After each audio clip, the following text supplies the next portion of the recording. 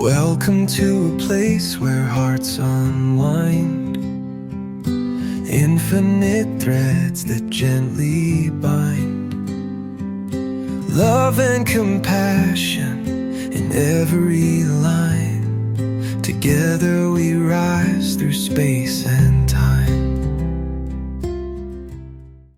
Welcome back to Infinite Threads. I'm your host, Bob. Today's episode is titled The Burnout Beneath the Kindness and How to Heal It.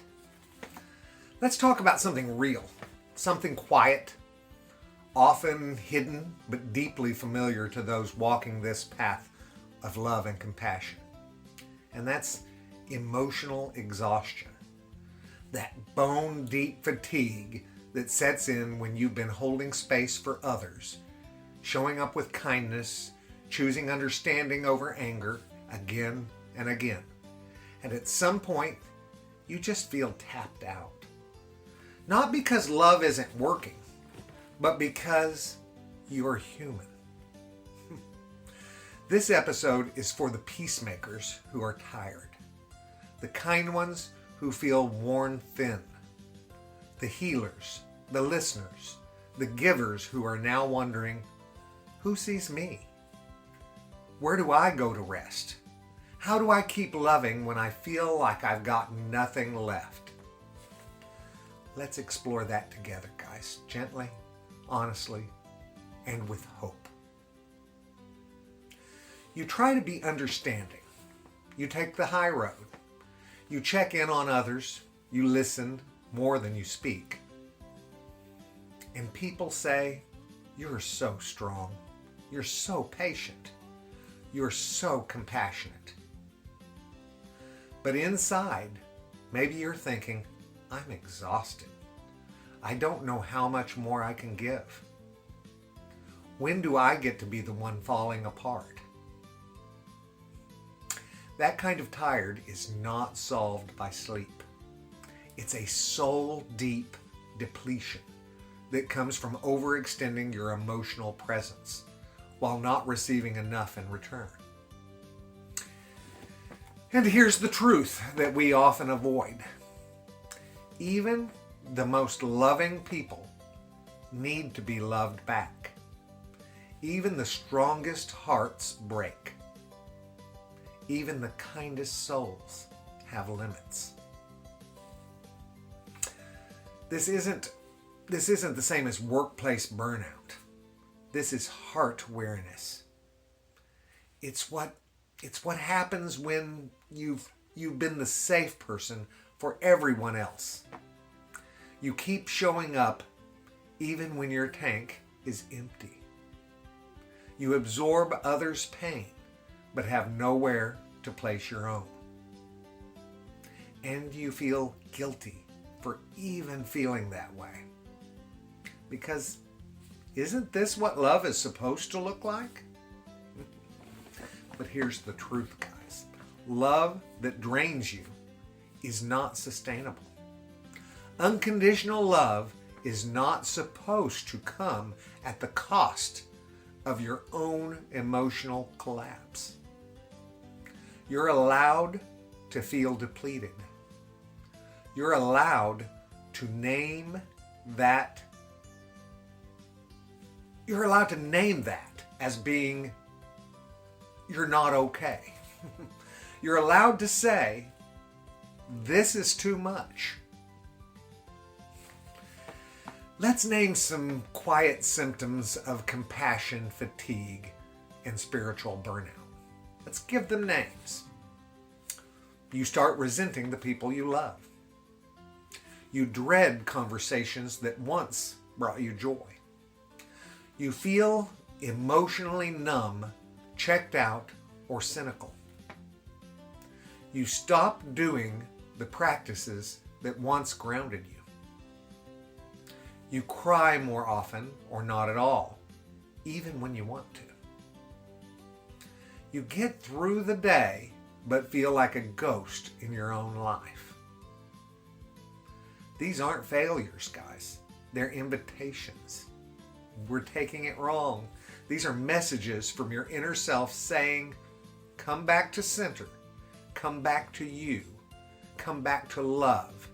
But let that love include you too. Let's be clear. You don't need to try harder. You don't need to push through. You need to let yourself be loved. Here's how, guys. Here's how. Tell the truth. I'm burned out. I'm hurting. I'm tired of being strong. Honesty here is the first act of healing.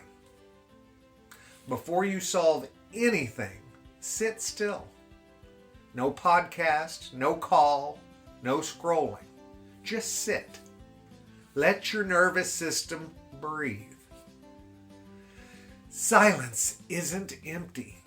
It's full of the answers your soul has been whispering while you were just too busy saving everyone else. If you can pour into others, you can learn to pour into yourself too. Start small.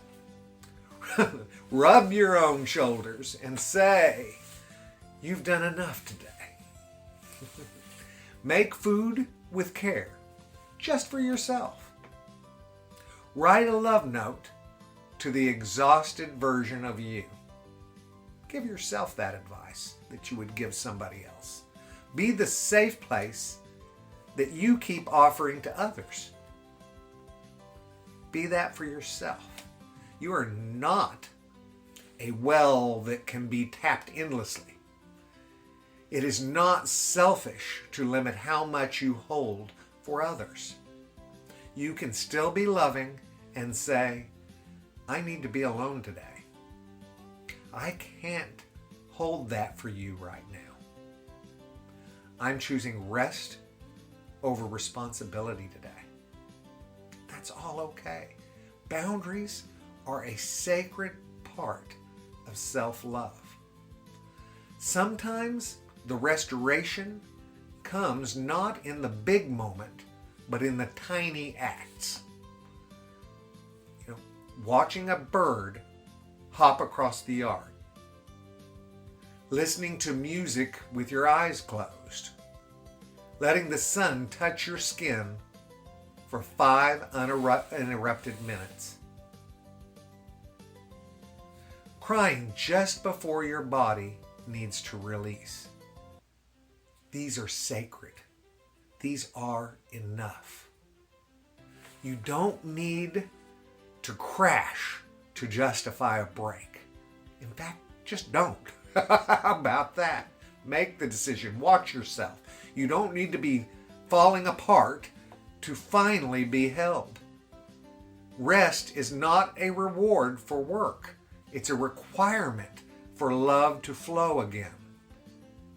The love force doesn't thrive in your perfection, guys. It flows best when you are soft, open, receiving. So let it in. Let this episode be the one that tells you you're allowed to stop trying for a while. You're allowed to let the dishes set for a night. You're allowed to say no to even good things. You're allowed to love people without fixing them. That's a big one, because we empaths just want to jump in and fix people. You're allowed to not be the strong one today. You are not abandoning love by choosing rest. You are nourishing love, rebuilding it from the inside out. I know it's hard to feel like the thread holding others together while you feel like you're unraveling. But hear me. You are not broken. You are not alone. And this moment right here can be your turning point.